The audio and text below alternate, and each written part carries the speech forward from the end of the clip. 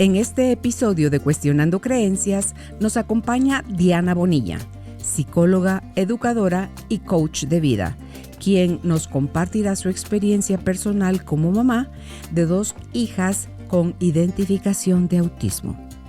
Diana ha dedicado su vida a acompañar a familias que enfrentan este desafío, ayudándolas a aceptar y comprender el autismo desde un lugar de amor y conciencia. Hoy cuestionaremos la creencia «Nunca mis hijas podrán tener una vida normal debido al autismo» y exploraremos juntas cómo podemos romper paradigmas, reescribir historias y acompañar con empatía. Empezamos. Las creencias no son ni buenas ni malas. Algunas nos han traído hasta aquí porque siguen resonando en nosotros y otras ya no son funcionales. Acompáñame y cuestionemos juntos si eso que pensamos es nuestro o de alguien más. Bienvenidos a Cuestionando Creencias Podcast. Mi tribu amada y comunidad de almas conscientes, gracias por estar con nosotros en un episodio más, donde seguimos poniendo el corazón, poniendo la intención de seguir aprendiendo, de seguir trascendiendo para poder sanar y cambiar toda esa forma de pensar que tenemos, que nos ha limitado, nos ha llevado a perder personas, situaciones, a perder la salud, a deteriorarnos en general por no tener la información correcta, por no ser empáticos, que hoy quiero que nos enfoquemos en la empatía con el tema y la invitada, porque vamos a conversar con Diana Bonilla. Ella es psicóloga, educadora, es coach de vida y ante todo es madre. El tema para conversar con Diana es: mis hijas no podrán tener una vida normal debido al autismo. ¿Has oído de este proceso? De cómo crecen las personas que tienen autismo, cómo se detecta, hay limitaciones o no, tienen cosas extras. Yo sí lo creo, que tienen, que los niños que nosotros llamamos, y lo voy a encerrar entre comillas, normales, no tienen. Bueno, de esto y de muchísimas otras cosas vamos a conversar hoy con nuestra invitada. Así que si estás lista, bienvenidos.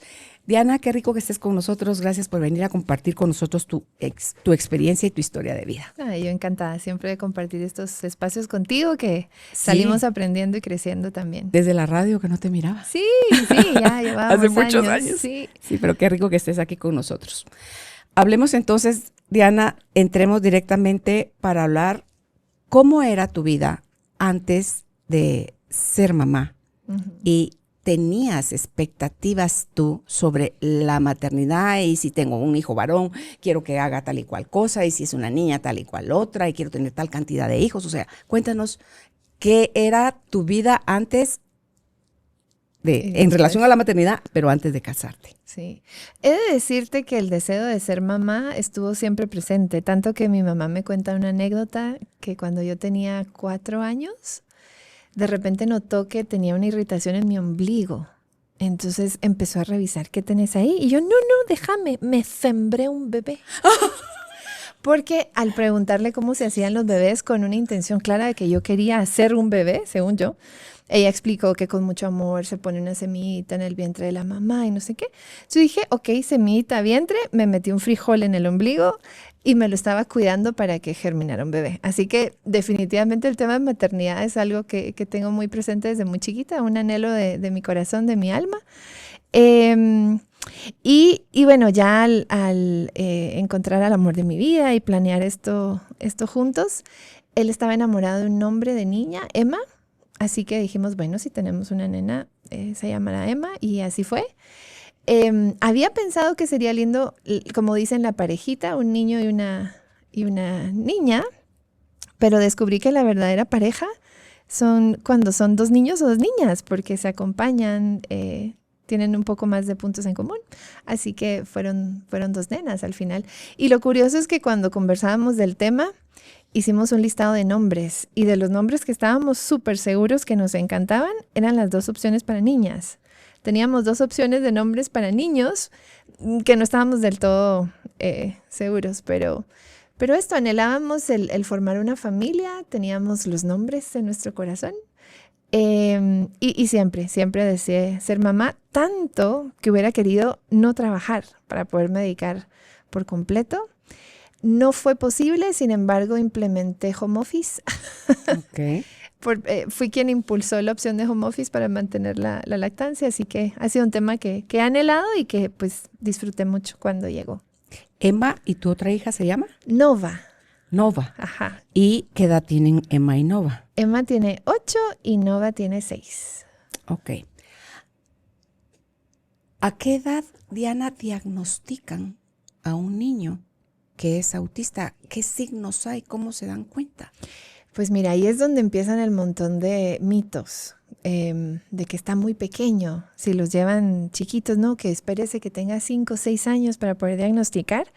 Y en realidad las pruebas diagnósticas, las escalas que existen, que están estandarizadas y que una persona certificada debe usarlas, pueden administrarse desde los 12 meses de edad, siempre y cuando este chiquito o chiquita ya esté caminando por sí mismo para darle oportunidad de desplazarse en el área de evaluación y escoger materiales. Así que desde los 12 meses puedes aplicar una escala de evaluación diagnóstica. He de aclarar que el instrumento, cuando son niños menores de 30 meses, lo que da es probabilidades de qué tan probable es que se trate de autismo. No te da un diagnóstico oficial hasta que el chiquito ha cumplido 30 meses. Pero ponerle, así como en el síndrome de Down, hay ciertas características, las Físicas, orejitas son físicas más pequeñas, el cuello es más ancho, la lengua es más larga, o sea, hay una serie de características físicas en el autismo, ¿no? Físicas no, sin embargo hay comportamientos. Lo desafiante es que es un espectro muy amplio. Entonces, de los 20 posibles comportamientos, habrá niños que tengan 10, habrá niños que tengan 1. No, nunca hay como una generalización. Sin embargo, te puedo enlistar algunos de los comportamientos comunes en chiquitos autistas. Lo primero que notan mamás es mucha sensibilidad. Bebés que lloran y lloran y lloran y es muy difícil consolarlos. Eso podría ser una característica. Y puede deberse a sensibilidad a sonidos, a ser cargados, como todo el tema sensorial, ¿no? Otra característica es poco contacto visual. No sostener las miradas en las interacciones, sino que están como más atentos a otras cosas de su entorno, no a la interacción social.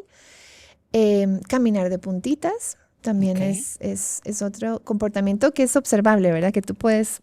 Que es como común. Los niños chiquitos en general, cuando se emocionan, aletean sus manitas. Entonces no estoy diciendo que ninguno de estos comportamientos de forma aislada es un diagnóstico, pero un buen porcentaje de niños y niñas autistas continúan aleteando de felicidad por mucho tiempo más. Mi hija mayor, Emma, aletea cada vez que está feliz con manos y pies. Es una emoción y es una expresión natural de su felicidad. Mi segunda hija, que también tiene el diagnóstico, nunca aleteó. Entonces, pues yo misma en mis 2 hijas veo un montón de diferencias. Algo bien crucial es una manera de jugar y de explorar que tiende a tener como ciclos repetitivos o un tema de interés muy profundo, dinosaurios o trenes, pero es un tema que captura su atención con mucha intensidad. Eso es bien central. Y estilos de juego repetitivos y repetitivos. Por ejemplo, encender y apagar luces, abrir y cerrar puertas, tirar cosas, sacar y meter de una caja, sacar y meter de una caja, ordenar en líneas. Es un estilo de juego distinto que está más enfocado en formar patrones, hacer secuencias y repetir por ciclos. Ok. ¿A qué edad diagnosticaron a las tuyas? Con Emma a los 3 años, y fue porque yo me resistí por 2 años. Porque estabas en negación. En total y franca negación. Desde que ella tenía 1 año, la pediatra sugirió una evaluación. Creo que mi mamá supo que Emma era autista desde que tenía como 9 meses. Y con toda la delicadeza del caso intentó llevarme y yo estaba, pero francamente, en negación. ¿Qué sentías? ¿Qué sucede en la negación? ¿Qué hay? ¿Qué se siente? ¿Qué piensas? Sí, la negación es el mecanismo de defensa que tenemos para no aceptar o considerar como una posibilidad algo que nos genera mucho dolor o mucho miedo. En mi caso, considerar un diagnóstico de autismo para mi hija me generaba mucho miedo. Y aquí el problema no era el autismo en sí, el problema era el concepto que yo había formado de qué significa el autismo y qué implica en la vida de una persona. Cuéntanos de cuál era tu concepto. Porque tú sabrás que mi área de expertise era por otro lado. Entonces, ahí nos vas a hablar de eso después. De autismo realmente como todos, me formé un concepto con lo poco que había leído, con lo que había visto en la vida real, a distancia o en películas documentales. Y dos cosas. Uno, no veía esos comportamientos en mi hija, sentía que no la representaba ese concepto. Por ejemplo, no era una niña que rechazara el contacto físico o que estuviera en una esquina balanceándose, gritando. Hacía contacto visual conmigo y con mi esposo. Con otros niños y otras personas no, pero pues esa conexión conmigo estaba. Entonces, todas mis creencias equivocadas de autismo no coincidían con mi hija y me daba miedo porque asumía que iba a ser una condición que la iba a limitar en la vida. Entonces me cerré. Y el problema es cuando uno cree que sabe. Porque como soy psicóloga y educadora especial, ¿quién me iba a convencer a mí? Este es mi campo, no se metan. ¿Y sabes cuál es otro desafío? La representación de autismo ha sido construida principalmente en niños. Varones. Ajá. De hecho, se creía que era una condición exclusiva de niños. Con el tiempo se fue confirmando que no. Pero mucha de la información disponible y de las investigaciones disponibles, incluso las mismas pruebas diagnósticas, han sido estandarizadas con una población mayormente masculina. Así que la forma en la que se expresa el autismo en niñas y mujeres no siempre es tan fácil de detectar. Y hay muchas niñas autistas que pasan por debajo del radar y cuando llegan a la adolescencia empiezan temas de ansiedad social, depresión, problemas de alimentación, que no son más que el resultado de estarse obligando constantemente a encajar en algo que no les es natural. Ya sea que las obliguen o ellas se obligan para pertenecer. Sí. Entonces, todo esto era lo que a mí me hacía descartar el autismo, como que si se tratara de algo malo que iba a venir a ocasionar, no sé, daño y sufrimiento en mi hogar. ¿Qué te convenció de ir a buscar el diagnóstico? Bueno, y otra cosa es que trataba de defender a Emma. ¿Sabes qué me dolía? Como el juicio, la crítica, de que ella no era como otros niños. De tu gente cercana, de mi gente de la cercana. Sociedad, tengo de tu familia, ¿de quién? Otro sobrino que tiene casi la misma edad, de hecho unos meses menor, y él ya hacía tales cosas y Emma no. La comparación. Entonces y de eso no me arrepiento. Creo que en esencia sigo apreciando la esencia de mi hija y su ritmo, pero sí la comparación duele cuando te la tomas a personal. Como no nos atrevimos a hacer la evaluación diagnóstica, sí decidimos que recibiera terapia de lenguaje, porque tenía 18 meses y no decía una sola palabra, a veces un poquito de jerigonza, algunos sonidos, pero no se estaba comunicando efectivamente más que con llanto. No había seguimiento de instrucciones. Yo intenté usar señas porque pues, manejo el lenguaje de señas y sí logré las señas, que es algo visual, eran mucho más fáciles para Emma, pero cualquier instrucción verbal, no la atendí. Nada, cero. Entonces dijimos, bueno, terapia de lenguaje no le va a hacer daño, vamos a estimularla. El problema fue que fui con una terapeuta que no estaba formada en autismo y una mamá negada a la idea. Entonces, realmente la intervención no tuvo mayor efecto porque no estaba diseñada para una chiquita autista. Así que, pues, Emma iba a jugar y veía videos, pero no estábamos viendo avances significativos en su comunicación. Y nos pusimos ese deadline, como esa fecha límite. Si cuando cumpla 3 años no hay avances significativos en su comunicación, buscaremos un diagnóstico. Y yo, Carolina, estaba esperando como que mágicamente se soltara a hablar en cualquier momento, porque hay algo que se llama late talkers también, hablantes tardíos. Y cuando empiezan a hablar son loros. Ajá. Y no llegó tal día, así que después de su cumpleaños número 3, de armar la celebración, la fiesta y demás, recogiendo todo, me cayó el 20. Y solté mis miedos y dije, bueno, si Emma ya tiene 3 años, no se está comunicando, recibió terapia y no hay avances, aquí hay algo más que no estamos entendiendo, así que vamos a buscar respuestas y ahí fue cuando ¿La llevaste la tú evaluación. sola o fue tu esposo contigo? Estuvimos los dos, fue una evaluación en casa, en su ambiente, en su contexto. Y ¿Eso es importante? es una opción que te permite como evaluador, ahora que estoy del otro lado, conocer el contexto del niño. Es un lugar en donde el niño se siente cómodo y seguro, porque cuando sucede en un espacio, lo ideal es que no parezca clínica médica, que haya un espacio para jugar, que sea un ambiente acogedor, pero a algunos chiquitos les cuesta un poco más entrar en confianza y eso también te ayuda a conocerlo, ¿verdad? Porque la dificultad para ambientes nuevos y personas nuevas está presente en muchos chiquitos autistas. ¿Pasa por la mente la idea de con esta me quedo y no tengo más hijos? ¿O pasa la otra idea de, no, mi siguiente hijo viene otra vez? Porque ahorita nomás explícame esto y me quiero que me digas toda la confusión que tenemos con lo que llamamos normal, que es normal. Sí. Pues mira, la suerte es que cuando llegó el diagnóstico de Emma a sus 3 años, nuestra segunda hija ya tenía 5 meses. Bueno, ok. Entonces no me tocó. Sin embargo, aunque el plan con mi esposo fue tener 2 hijos, te he de decir que últimamente se me ha antojado un tercer bebé de una manera. Y ya tengo más de 40, entonces está que sí, que el riesgo, que bla, bla, bla. Pero, y sí lo pensé y dije, ¿existe la posibilidad? Pero lo abracé como con más tranquilidad y más paz. Pero sí, ahora sí lo pensé. ¿Y te fue más fácil detectar en Nova lo que te negaste a ver en Emma? No, porque Nova no tuvo tantas dificultades para desarrollar el lenguaje hablado. Ok. Entonces fue todavía más sutil. ¿Y qué te llevó entonces a buscar el diagnóstico en ella? Que cuando empezó, se tardó en hablar un poco. Y cuando empezó a hablar era muy repetitiva en su forma de hablar. Y su forma de jugar era clasificar siempre por color. Y sí, tenía como comportamientos bien repetitivos. Y fue así. Lo que sí es que llegó más temprano. El diagnóstico con Nova llegó a los 2 años, con Emma a los 3. Y algo interesante es que conforme Nova se ha ido desarrollando, vemos muchas características de TDAH, que es déficit de atención. Es muy común la combinación de las características de TDAH y autismo.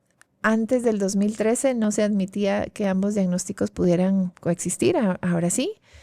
Y de hecho en mujeres se da mucho la triada autismo, déficit de atención y altas capacidades, que son los nombres con los que hemos bautizado esas características en las que funciona el cerebro.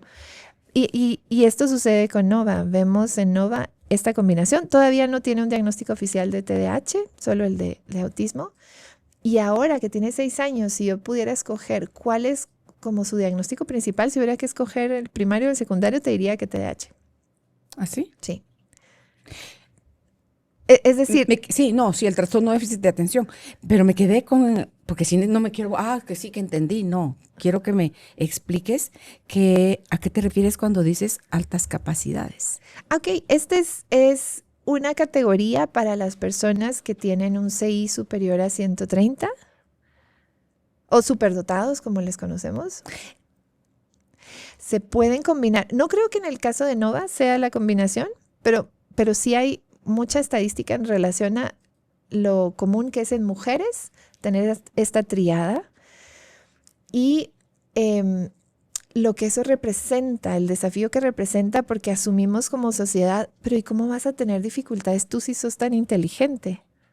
¿En dónde está el cruce o el que no se dé como le suele suceder a las otras personas con capacidades ordinarias? Yo no sé si es la palabra normales, comunes. Y es...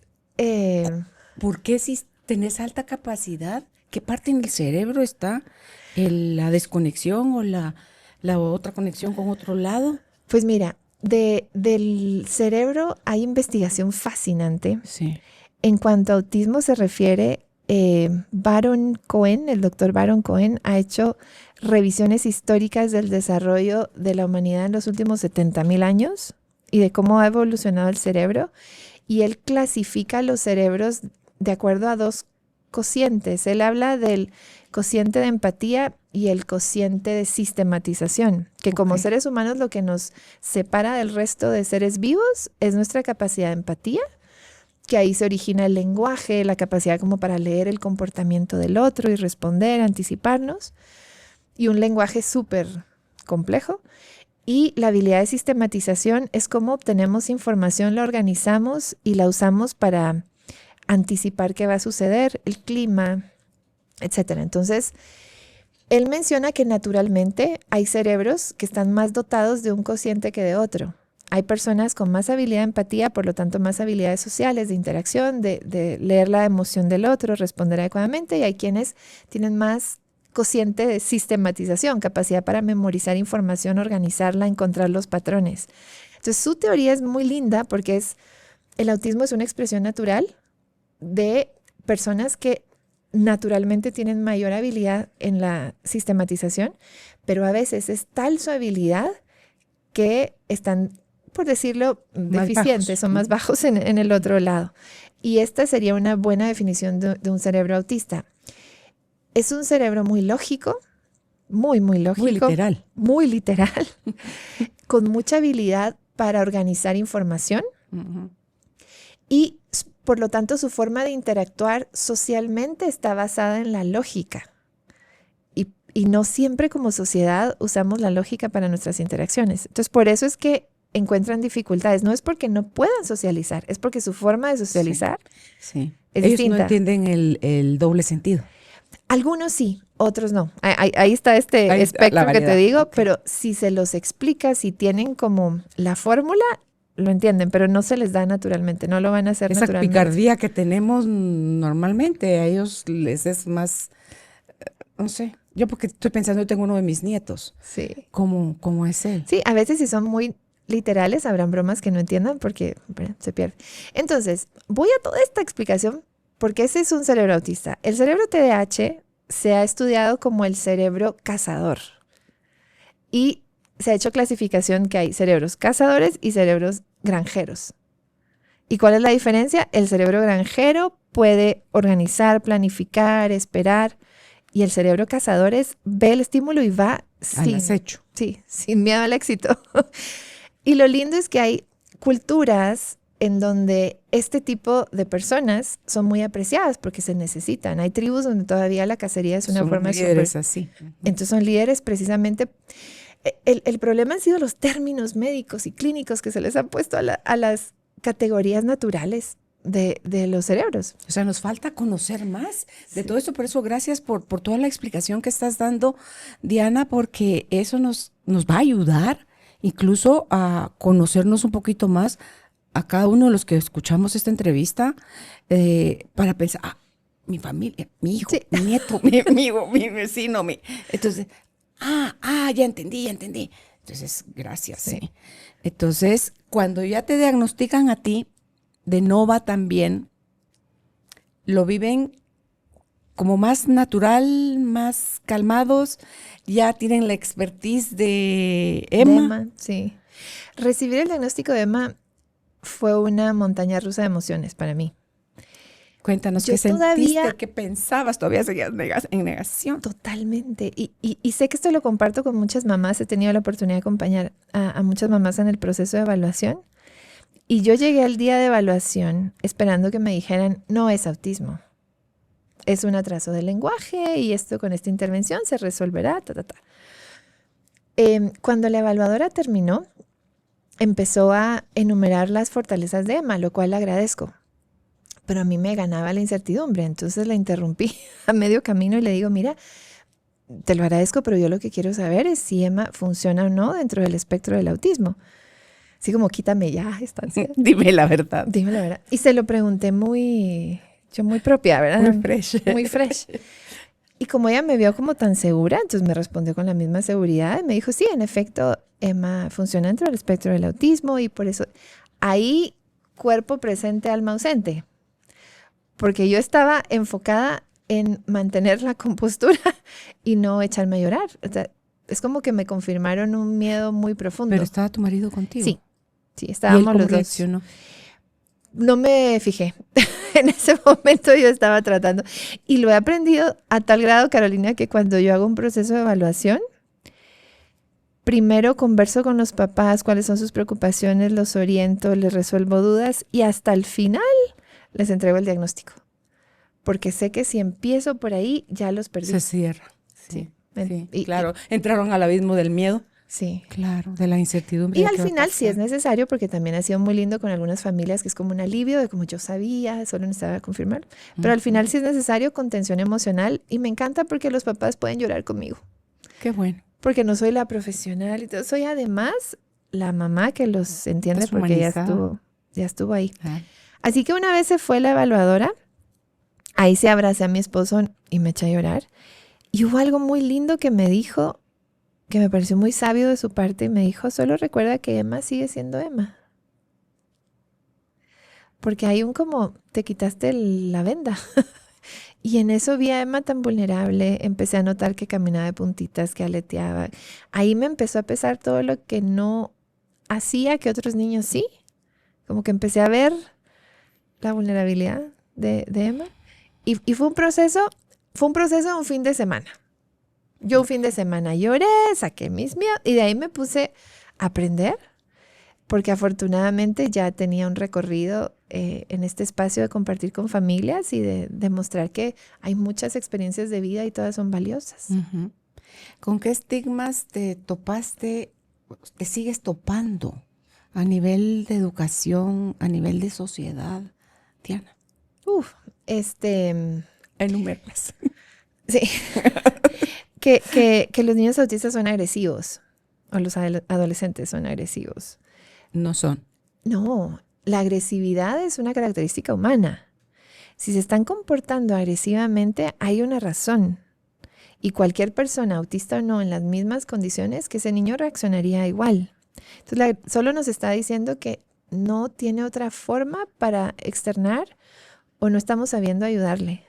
Porque ya la agresividad es una reacción a algo que lo ha puesto en una situación Ellos, su muy incómoda. tolerancia a la frustración es como más Eso sí, pequeña. eso sí, la tolerancia a la frustración suele ser Y tal vez por mucho eso más tienen baja. más exabruptos así Sí, de su temperamento. sí, porque recuerda que es una mente muy lógica, que está esperando un resultado, y cuando algo no sale, cuando se cambia un plan, Eso te iba a decir, que les cambien los planes. es complejo. Su cerebro no está diseñado para la sorpresa, está como para lo previsible.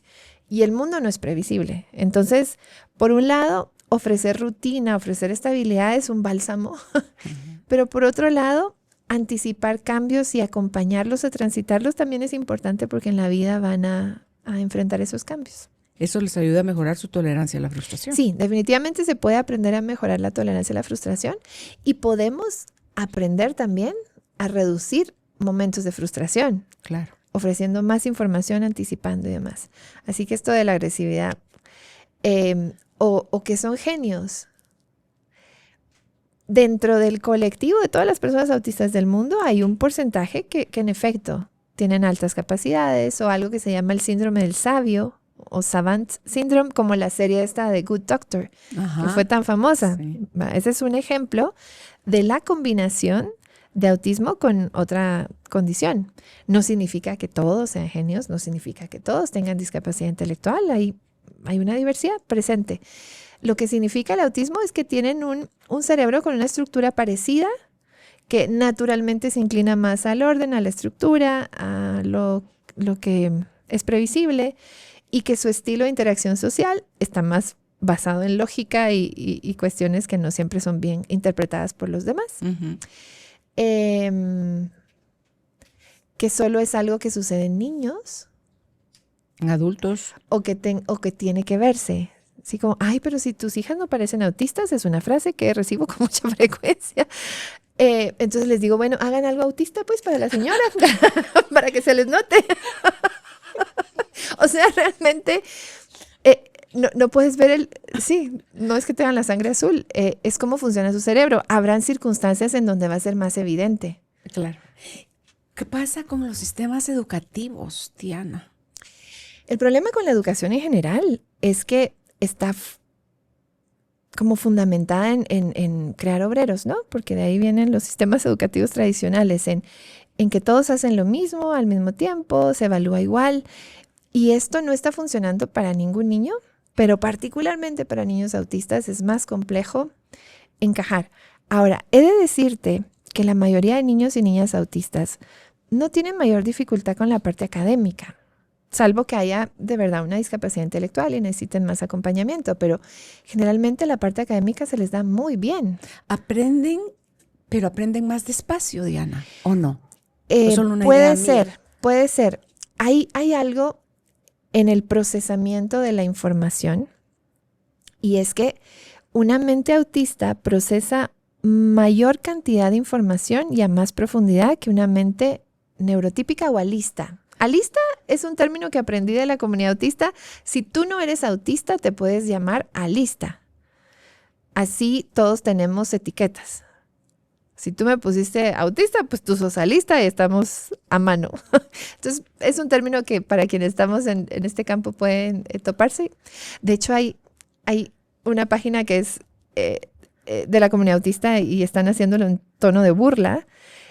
¿Cómo sería el trastorno del espectro alista? Y nos describen a nosotros usando todas nuestras características como deficiencias. Entonces, excesivo contacto visual, dificultad para enfocarse en un solo tema. Divertido. Si quieren buscarlo, el trastorno del espectro alista, y ahí se verán reflejados cuando alguien se pone los lentes en Google, así se busca. Déficit, ¿El trastorno? Del espectro alista. Ok. Para que se rían un poquito de cómo los seres humanos, si le ponemos una mirada de patología a las cosas, podemos describir a alguien y convertir sus características en deficiencias así. Pero regresando al tema del procesamiento, es una mente que absorbe mayor cantidad de información a mayor detalle. Haz de cuenta un láser, que si al láser le das un pedazo de papel, va a ir muy lento, pero es por eso, porque está procesando a un nivel mayor de profundidad, mientras que una mente alista va muy superficial. Okay. Entonces el error es confundir lentitud con ineptitud, porque ese es un problema. Y un secreto, digamos, un consejo para el área educativa que siempre doy es la mitad del contenido en el doble del tiempo. Si realmente quieres que ese niño pueda expresar al máximo su potencial, ofrece la mitad del contenido que ofrecerías a otro niño alista y ofrécele el doble del tiempo para que la pueda analizar a gusto, a profundidad. Ok. ¿Y eso no se da en los colegios? Difícilmente. ¿Necesitan ir a algún centro educativo de educación especial? Cada situación es única. Si es un perfil que además de autismo combina alguna otra dificultad motora, porque puede suceder discapacidad intelectual, puede ser que un programa de educación, ahora ya no me gusta decirle especial, sino inclusiva, funcione mejor. Pero en general lo que le hace falta al sistema educativo es, y hay ya acceso a metodologías como el diseño universal del aprendizaje, es reconocer que hay muchas formas de aprender y ofrecer opciones, teniendo claridad del objetivo. Hubo un ejemplo que a mí me encantó, que es, tú tienes una invitación a cenar para un grupo y quieres que todos la pasen bien, pero si tú te pones a preguntarle a cada uno, bueno, y él es alérgico al gluten, el no sé qué, y a cada uno le preparas un plato, va a ser una locura. Eso es lo que hacemos con las tales adecuaciones curriculares. Hay una currícula nacional base y si tienes un niño con discapacidad, tienes que hacer adecuaciones, personalizárselas. Versus, ok, voy a invitar a cenar y voy a tener una serie de opciones. ¿Cuál es mi objetivo? Mi objetivo es que consuman de los 3 principales grupos de alimentos. Entonces, armo una mesa tipo buffet con opciones y cada quien llega y se sirve de cada grupo de alimentos y cumplo la misión sin estar muriendo en el proceso, porque la educación tampoco debe ser una carga para los docentes. Claro. ¿Qué herramientas y enfoques ayudan, les sugieres o propones tú a los padres de familia para superar esos desafíos, Diana? El primer paso es hacia adentro. El primer paso es cuestionar mis creencias del autismo. ¿Qué tanto sé del autismo? ¿Qué tanto sé? Porque con los seres humanos somos tan poderosos que encontraremos formas de validar nuestras creencias. Y si creemos que nuestro hijo no es capaz, no va a ser capaz. Y si creemos que es capaz, pues lo será. Entonces sí sería importante una base de dónde parten desde su comprensión del autismo. Yo siempre invito a una mirada más humana del autismo. lo que a mí me ayudó muchísimo fue escuchar directamente de la comunidad autista. Nada como aprender de los verdaderos expertos, que son las personas autistas, que desde su perspectiva te pueden explicar qué se siente ser autista en este mundo, qué cosas ayudan, qué cosas no, Sí, con la salvedad de que pues no es que una persona representa a todos, pero te da, sí. te Por da eso una te idea. quería también preguntar que quiénes eran tus mayores aliados y las enseñanzas, cuáles eran las mayores enseñanzas o mejores enseñanzas que aprendiste tú en este proceso, primero para ti, tu casa, y ahora para tú al servicio de otras familias. Bueno, de hecho el primer libro que leí se llama Seres Humanos Únicos. Es precioso, súper recomendado. Yo sé que tienes una tribu aquí de hábitos lectores. Seres Humanos Únicos del doctor Barry Prissant, con Z, Prissant. Él es patólogo del lenguaje y un apasionado por aprender. Y él se atrevió a aprender de autismo a través de las experiencias de otras personas autistas. Realmente a escuchar para entender, a observar para entender, no para clasificar, no para... Claro. Entonces Barry Prissant es una referencia muy importante. Luego me encontré con, en inglés sería Reframing Autism, que es como reenmarcar el autismo o, sí, Reframing Autism de Australia. Ellos tienen página web, Instagram, YouTube.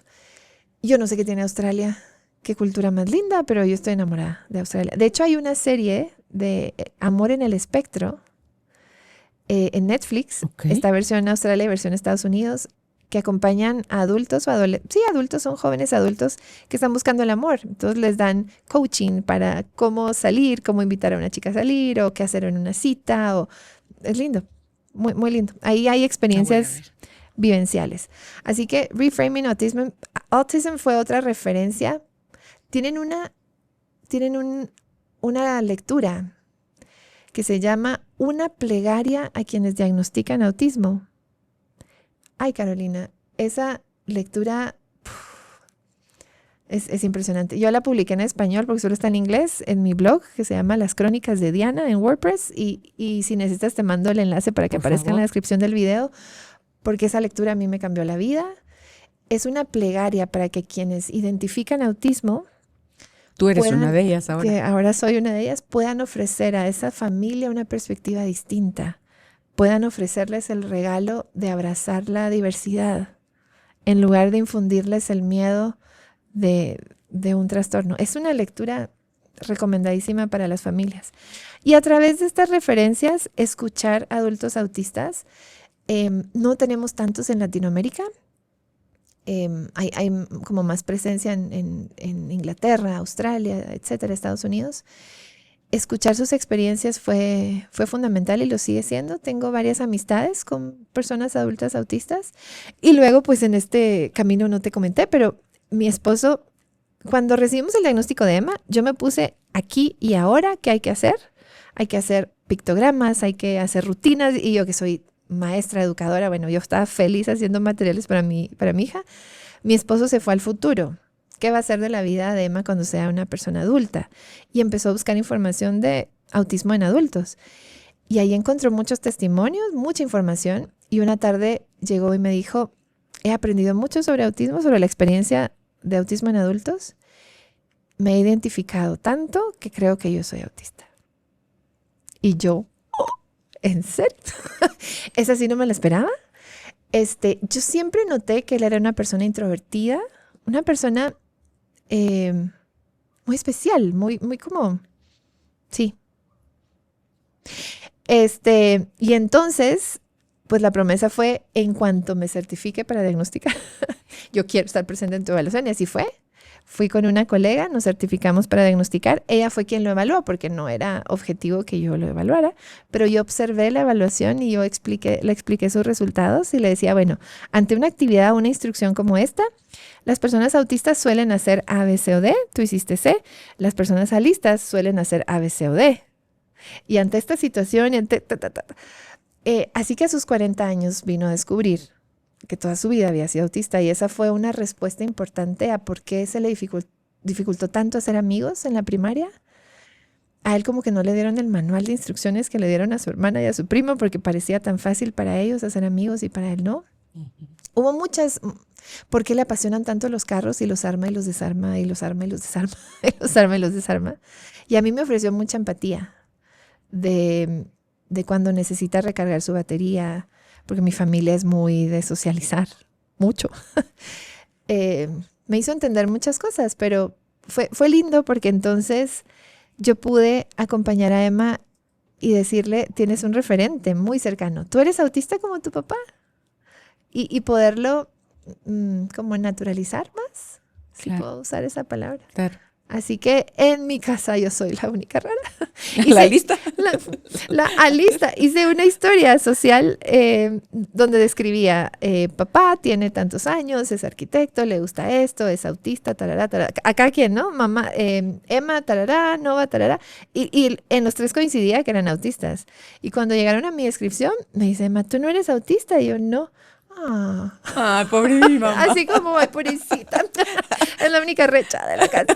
Así que creo que otro referente valiosísimo ha sido mi familia. Yo con Nico, con mi esposo, a veces le pregunto las cosas, mira, ¿tú cómo te sientes en esta situación? ¿O tú qué piensas? Porque hay mucho que él no me verbalizaba. Y él me permite tomar una perspectiva. Claro. Sí. Claro. ¿A ti también te pasa esto, pero no lo dices? Sí. Qué lindo, qué bonito. Sí. Me revisa el contenido y todo. Claro, amplió la comunicación de ustedes, el conocerse, el cómo relacionarse, el todo. Y qué mejor él para acompañar a las dos niñas desde la propia experiencia, ¿verdad? Qué interesante. No sé si el que tú eras psicóloga y ya no sé si eras coach cuando nació Emma, ya eras educadora, tenías la especialidad en educación especial, te sumó, te restó, nos dijiste ya que te restó al principio porque yo sé y no y la negación. ¿Cómo te sirve ahora ese conocimiento sumado a aceptar la realidad? Sí, definitivamente me restó en el proceso de negación porque, bueno. Pero luego, de hecho, la última etapa de un proceso de duelo es la aceptación. E investigando sobre procesos de duelo, encontré que la primera etapa de los procesos de gestión de cambio es la aceptación. Y a eso es lo que nos invita la vida. Cuando hay un cambio, es cómo lo transitamos.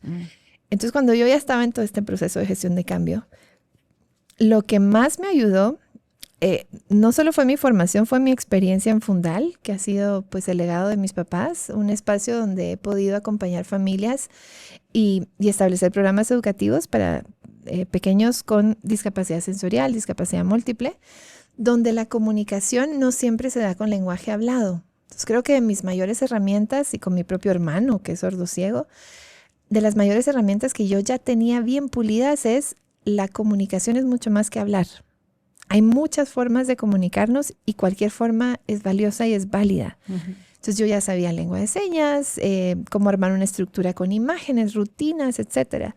Y eso me ayudó muchísimo en el proceso de Emma. Emma empezó terapia de lenguaje porque sí, pues invité a una terapeuta al equipo. No asumí yo todo el rol porque también quería disfrutar mi rol de mamá, pero una mamá muy presente en la terapia para aprender y poner en práctica. Una terapeuta preciosa con mucha experiencia en niños chiquitos autistas. Entonces supo acompañar a Emma maravillosamente.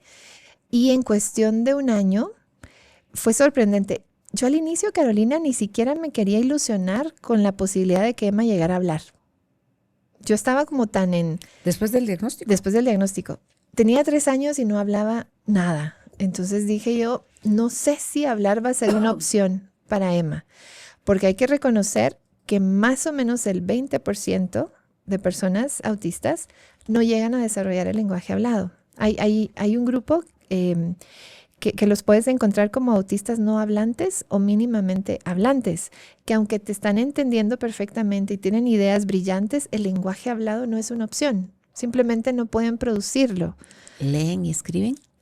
Muchos de ellos leen y escriben, usan un sistema maravilloso que se llama deletrear para comunicar. Hay un montón de sistemas fascinantes.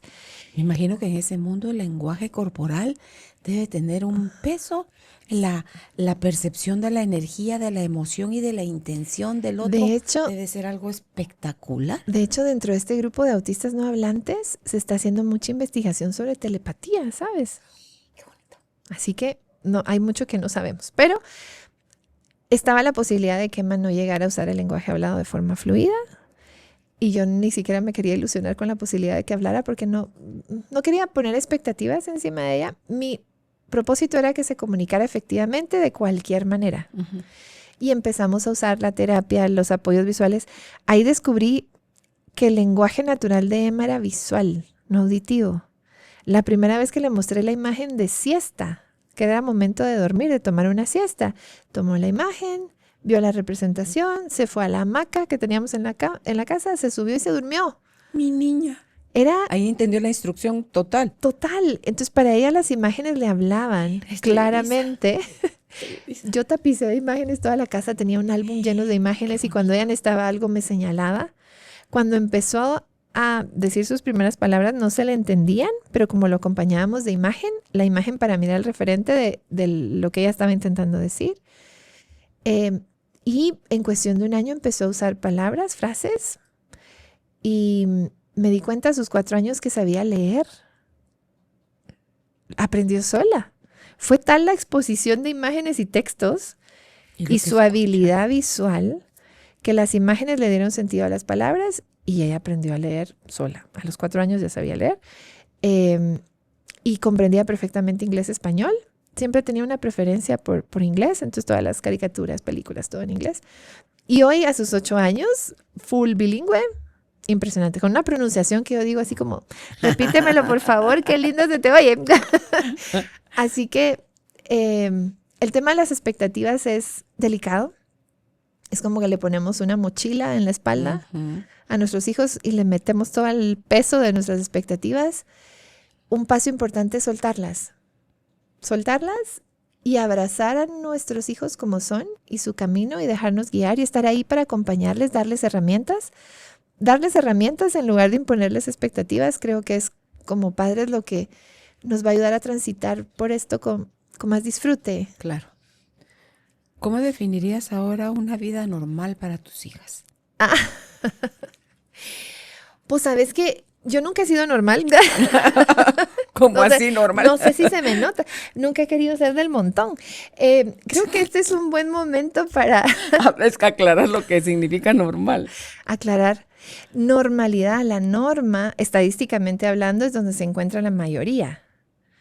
Y aspirar a una vida normal es como seguir el libreto de lo que la sociedad espera. Que estaba en mi pregunta, estaba entre comillas, vida normal. Sí. Entonces, tu vida normal es estudiar y sacar la universidad y conseguir un trabajo y casarte y tener hijos.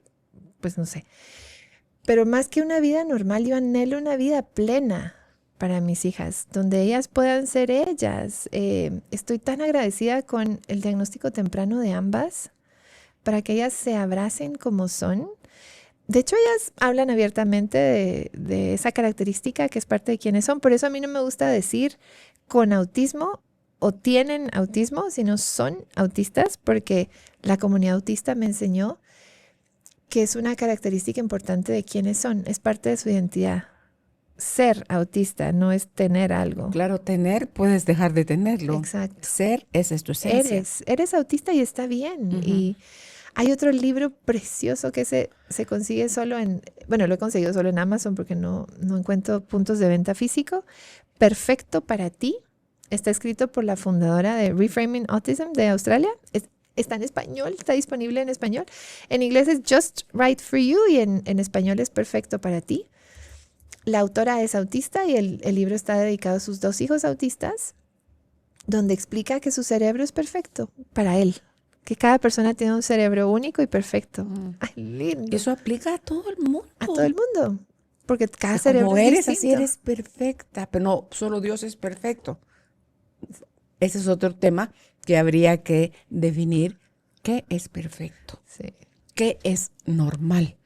Sí, Lo entonces que tú normal. decías, ¿va? estás dentro de la norma. Así que si tu vida plena es estar dentro de la norma, pues bien por ti, pero que la norma no te defina, sino qué es lo que anhelas ser, hacer. Y creo que este es un buen momento para las personas autistas en general. Veo que mis hijas están creciendo en una sociedad que hay más información, más conciencia, entonces creo que van a tener un poco menos de barreras que hace algunos años. ¿Qué has aprendido sobre el potencial y capacidades de tus hijas que antes ni siquiera imaginabas? Bueno, empezando por Emma, es impresionante su procesamiento visual, su memoria visual, su ternura, su dulzura, su empatía, que ese es otro tabú. Tú dices que no tenía el problema ella del la contacto sensibilidad. físico, No, ¿verdad? nunca lo ha tenido. Pero hay otra falsa creencia de que no son empáticos. ¿Has escuchado que son muy sin filtro y que no saben leer las emociones? Y no, nada que ver. Lo que sucede es que la empatía tiene dos componentes, el cognitivo y la parte cognitiva y la parte emocional. Por supuesto que sienten las emociones, incluso con más intensidad. Generalmente las personas autistas son hiperempáticas. Pero la parte cognitiva, que es lo aprendido, ¿qué hago con esto? ¿Cómo me comporto? Ahí es donde no siempre le atinan a lo esperado y son malinterpretados. Pero sí, es fascinante ver a Emma. Le encantan los videojuegos, tiene mucha habilidad, mucha facilidad. Me da muchísima información constantemente de sus videojuegos. A mí no se me queda nada, pero yo estoy ahí escuchando. Y eso va a pasar. Si un peque autista o adolescente te empieza a hablar de su pasión profunda, te va a bombardear con muchísima información. Pero ese es un acto de mucha confianza que hay que atesorar. Del potencial. Bueno, sabes que con Nova no me preocupaba tanto ella como su entorno, porque Nova es muy fuerte, muy fuerte. O sea, cuando iba a ir a estudiar Emma, yo decía, ay, mi chiquita, ¿y si le hacen algo? Cuando iba Nova, yo, ay, Jesús, ¿qué va a hacer ella? ¿Qué le va a hacer a otros niños? Y verla madurar y verla mejorar sus tiempos de espera y ser tan comprensiva cuando le digo, no, esto no se puede o así, ¿no? Es lindo de ver cómo van madurando y sí, y disfrutando la vida. Así que creo que nunca imaginé este momento hace, qué sé yo, 5, 6 años, no imaginé esta plenitud para ambas. ¿Qué consejo le darías a las familias que recién apenas están recibiendo la noticia? Mi consejo sería, no hay prisa. Lo más importante no es iniciar a toda costa todas las terapias disponibles. Lo más importante es tomar el tiempo para procesar esta noticia y abrazarla. Y cuando estén listos, seleccionar la terapia que coincida con la principal necesidad de su hijo. No hay que empezar todo al mismo tiempo, todo a la vez. Generalmente la comunicación es un buen lugar para empezar, terapia del lenguaje o comunicación es un buen lugar para empezar porque una comunicación más efectiva abre la puerta a otro montón de áreas. Que busquen una opción de terapias en donde se sientan escuchados, bienvenidos y que forman parte del equipo. Eso es súper importante porque los expertos en su hijo son ellos. Quienes más lo conocen son ellos, entonces quienes más información valiosa pueden dar como parte del equipo y pueden liderar ese proceso son ellos. Entonces, que nunca pierdan esa autonomía, que nunca se queden afuera de la terapia con puerta cerrada, pueden formar parte y que se preparen para aprender y crecer. Este es un camino que mientras más abierto estés a aprender, a crecer, puede ser maravilloso. Yo creo que no es que estén naciendo más niños autistas, No. es que ya nacían, no eran diagnosticados, como fue el caso de Nico. Correcto. ¿Verdad? Sí, eso dicen que es una epidemia. No, o sea, ha existido, de hecho hay evidencia que ha existido siempre. El nombre se acuñó hace menos de 100 años, pero sí, no es que hayan más, estamos mejorando nuestra capacidad de identificar. Y antes se relacionaba también con el Asperger, ¿no? Como que el Asperger era como la parte suave y autista era Correcto. como más. Sí, antes se separaba el diagnóstico, Asperger y espectro del autismo. Con el tiempo, con el último manual estadístico de los diagnósticos publicado en 2013, Se comprendió que las características de Asperger y autismo son las mismas. Okay. La necesidad de apoyo es la que cambia. Y entonces se hizo un solo diagnóstico y ya desapareció el de Asperger. Okay. Ahora solo es el diagnóstico de autismo. Y lo que especificas al momento de entregar el diagnóstico es cuánto apoyo necesita y los niveles van de 1 a 3, entendiendo que 3 es mucho apoyo requerido y 1 es poco apoyo requerido. ¿El apoyo conforme van creciendo, ya pasan a la adolescencia, sigue siendo necesario o se disminuye bastante? Eso es lo valioso de clasificar por niveles de apoyo porque es una clasificación dinámica. Y puede ser que un niño que empieza en un nivel de apoyo 3, luego sea 2 y luego 1, que fue lo que me pasó con Emma. Okay. Pero pueden haber etapas en la vida donde requiera más apoyo, por ejemplo, en la adolescencia o cambiar de la primaria a la secundaria. Puede ser una época en donde ofrecer más apoyo va a ser de beneficio. Okay. Así que los niveles de apoyo pueden cambiar. Hay personas que pues serán nivel 1 toda su vida, hay personas que serán nivel 3 toda su vida, pero es importante estar pendiente de la ayuda que requieran. ¿Qué has aprendido de ti misma como persona y como mamá a lo largo de esta experiencia en tu viaje? Wow, qué buena pregunta. He aprendido que soy más fuerte de lo que pensé. He aprendido que mi misión de vida se multiplicó con mi familia. Siempre he tenido esta inclinación natural por entender al otro y ser un puente, una conexión. Pero cuando ese otro son mis hijas o mi esposo, el nivel de motivación es ese nivel. Es amor. Sí. Ahorita te oigo, te veo y conozco y quiero tanto a tu mamá que se me hace, ahorita sentí toda la energía de Helen porque ella tiene esa misma luz, ese mismo toque, esa misma mirada, ese mismo abrazar, y espero el libro que está escribiendo, lo espero con ansias. Tu experiencia, dice, ¿cómo impacta tu experiencia en la manera en que acompañas a otras familias? Oh, totalmente.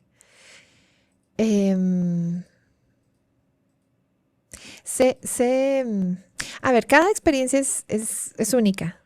Cada familia tiene un proceso diferente. Yo honro y respeto eso.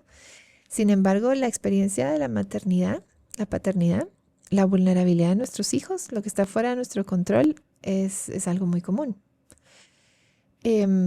Cuando una familia me contacta, ya sea para una evaluación o para una asesoría, de lo primero que me aseguro es que se sientan escuchados y entendidos. Así que el primer paso es eso, es escucharles y es compartirles mi experiencia. Y es hacerles saber que los voy a acompañar, porque yo me permito ser la profesional que tiene las herramientas y la información, pero abrirles mi corazón de mamá para acompañarlos y contenerlos. O sea, me permito... Qué rico. Ese humanizas. Extra. Sí.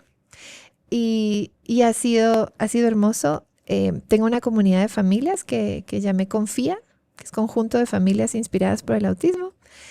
Y es lindo acompañarnos, Claro. compartir recursos, ideas. Qué rico. Sí. Eso se me hace como cuando el mundo está hecho, todas las cosas están hechas para los diestros. Ajá. Y para los zurdos, el escritorio, Sí. las tijeras, un montón de cosas. Hasta las tazas medidoras para cocinar. Hay muchas cosas que ni siquiera nos ponemos a pensar. Sí, sí. Y ese es un excelente ejemplo. Eso que estás haciendo tú ahorita es para ampliar y hacer mundos mixtos. No pensar solo en los Alistas. Sí. Ajá. No, sí. Y hay un concepto bastante reciente, en el 2000, que se llama neurodivergencia. Está el concepto de neurodiversidad, que fue un poco antes, 90 y algo, 92 creo yo, que fue reconocer que los cerebros son distintos. La neurodiversidad fue un concepto importante. Pero la neurodivergencia, que arrancó en el 2000, es reconocer que hay un grupo muy selecto, le digo yo siempre cuando le explico a un adolescente su diagnóstico, le digo, tú eres parte de un selecto grupo, porque no es mucho, de neurodivergentes. Ahí está TDAH, ahí está autismo, ahí está síndrome de Down, ahí está Tourette, ahí hay un montón de diagnósticos o etiquetas que les hemos puesto a un grupo de cerebros que funcionan de forma muy distinta, que suelen ir un poco en contra de lo establecido por la sociedad. Sí, yo creo que son almas tan amorosas con misiones tan grandes, Sí. Diana, que vienen a romper esos patrones Esos y esquemas estructuras rígidos. tan rígidos, mentales, Sí, anárquicos, ancestrales, estoy de acuerdo. que si no pasa de esa manera, la madre nos tomarían otros siglos, muchos siglos más salir de ahí. Estoy de Ya acuerdo. una última pregunta, Diana. ¿Cuán valioso o perjudicial es para el niño que está siendo diagnosticado que sus papás se alíen para el cuidado, guía, crianza y acompañamiento, o habrá parejas que se separan ante un diagnóstico como estos? ¿Cómo afecta la versión A y la versión B al diagnosticado? Sí, en todo. ¿Sabes qué? Bueno, ahora hay una invitación para hablar más de identificación de autismo en lugar de diagnóstico para quitarle como Ok. el peso médico. Gracias. Así que yo creo que todo lo que pasa en la vida es una oportunidad para amplificar lo que ya está, tu esencia. Cuando llega alguna situación de estas, me preguntan muchas veces, ¿el autismo es una discapacidad? Y bajo el concepto que la discapacidad pone en una situación a una persona a enfrentar barreras porque funciona de forma distinta, te diría sí. A mí me costó mucho aceptar la idea de que el autismo sea una discapacidad, pero si vemos la sociedad actual hay barreras por la forma en la que ese cerebro funciona. Entonces sí, cuando llega la discapacidad a una familia, pueden pasar dos cosas, Carolina. Si en esa familia hay unidad, hay empatía, generalmente esta experiencia los une más. Si en ese lugar hay separación, etcétera, esta experiencia termina como de hacer visible lo que ya está. Es el punto final. Sí, es algo que te reta y te desafía, que sale lo que está, se amplifica. Yo creo que esta experiencia amplifica lo que ya está. Es una oportunidad para... Lo que pasó con la pandemia. Cabal. Sí. Sí. ¿Verdad? Entonces, y definitivamente uno de los temas más desafiantes con los que asesoro familias es disciplina y límites. Porque está esta creencia de, ay, mi hijo es autista, entonces ¿cómo le enseño a comportar? O sea, hay una línea muy delgada entre decir, ay, no, pobre, porque es autista, y recordar que sigue siendo un niño. Entonces va a tener crisis que sí son exclusivas de niños autistas y va a tener berrinches como tienen todos los niños. O sea, no hay que olvidar, a veces le ponemos tanta importancia al autismo que se nos olvida que es un niño y que tiene necesidad de jugar y de hacer berrinche y de tantas cosas más. Así que el primer paso para que cualquier programa funcione es estar de acuerdo. Y a mí me tocó con mi esposo sentarnos a decir, ok, ¿cuál es tu concepto de disciplina? ¿Cuál es el mío? ¿Cómo negociamos? Me pasó muchas veces que le resté autoridad porque él dijo algo y yo me metí, lo cambié. Es bien importante que seamos un equipo y estemos de acuerdo, no es fácil, hay que trabajar en eso, hay que sentarse y platicar, a veces no son pláticas cómodas, pero cuando se forma equipo, papá y mamá, si esa es la estructura de esa familia, porque puede ser mamá y abuelita, no sé, cualquier estructura, es los adultos responsables del cuidado de ese niño que puedan estar de acuerdo Claro. en lo básico, en lo central. Claro, el no equipo, a quien más va a perjudicar es a él, al niño. Y confundir, sobre todo un niño tan lógico, es así como, ¿qué pasó? ¿Cómo así? Esa estabilidad, esa estructura también va a ser beneficiosa. Sí, pues mira qué interesante todo lo que aprendí, me encanta, lindas referencias de libros, esa serie que recomendaste, me llama muchísimo la atención. Cuando decías lo de Nico, que a sus 40 años fue diagnosticado, y cuando hablabas lo del aleteo, yo no aleteo, pero yo cuando estoy muy contenta, yo sí aplaudo. O sea, para mí sí es como parte del gozo de mi alegría, porque sí muevo mis manos también mucho. Y esto, te digo, al rato yo ¿Y cuánto de eso es aprendido? Pero sabes que yo les digo, no hay ningún comportamiento aislado que confirme autismo. Son comportamientos humanos, al final de cuentas. Si ves un concurso de televisión donde alguien se ganó $1 millón, yo salto, brinco, grito. Aleteas de todo. Sí, ¿Sabes qué sí. es lo lindo? Es una expresión de emoción súper intensa que a esta persona le ocasionó ganarse $1,000,000 y que a un niño autista le ocasiona ver unas burbujas. O sea, ese es otro tema. La intensidad de sus emociones y la velocidad con la que sube o baja es impresionante. ¿Y se vale a los 66 años hacerse una evaluación? Se vale, totalmente.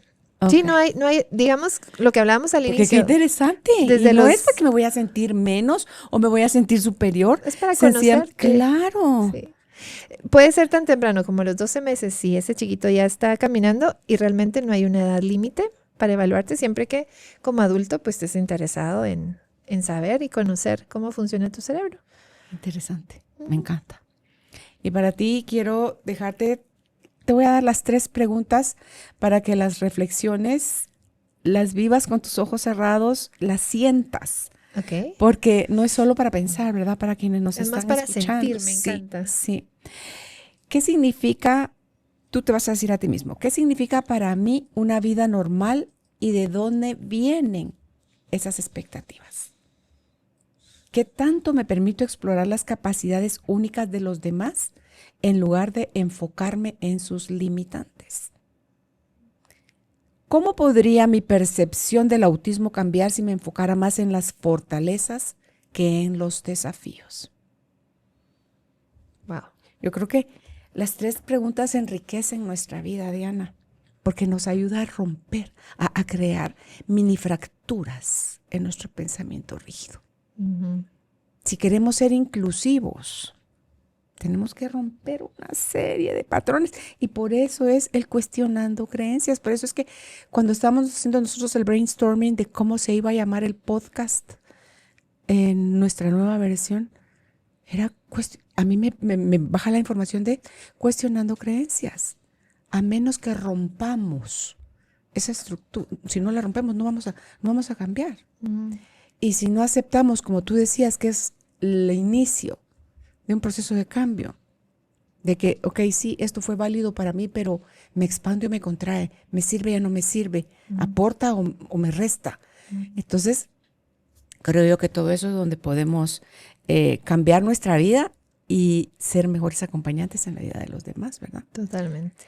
¿Dónde puedes tú seguir a Diana Bonilla? En Instagram está como confia.diana.bonilla.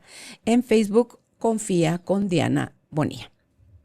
Qué lindo. Gracias. Gracias a ti por el espacio y ahí súper a la orden para orientar a las familias que lo necesiten. Me apasiona mucho. Así Gracias. A la orden. Que estés bien. Chao. Cuando modificamos lo que pensamos, todo nuestro mundo se transforma. Gracias por acompañarnos y atreverte a cuestionar tus creencias más arraigadas. Hasta un próximo encuentro.